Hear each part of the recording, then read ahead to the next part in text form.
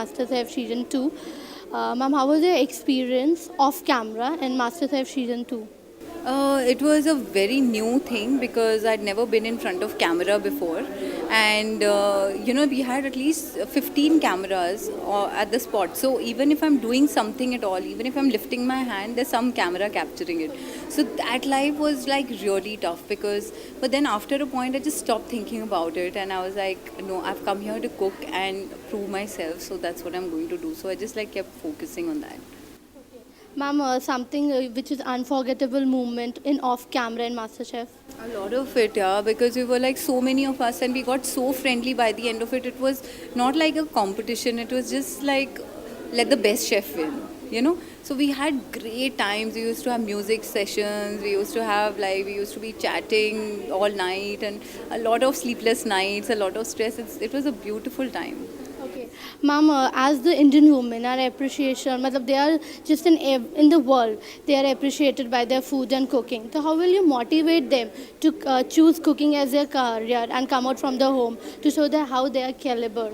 Yeah, so see, there's something which I did with Fiki. They have started, an NGO for all the women who are cooking at home to make it their career.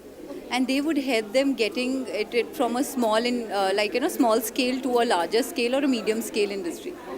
Ma'am, what you want to say about your book, this book, ma'am, which is there? And The Spice Route. This book is, like this is my first book. So whatever I know about cooking, I just put my heart and soul in it. So I took like a year and a half, and it's not a fiction book, you know. So I took like so long to actually get this book together because it had my travel recipes, it has my master chef recipes, it has my experiences, it's got my Himachali recipes on request of the Himachalis, and it's got a lot of my innovative recipes. okay, ma'am, but what inspired you to write this book, ma'am?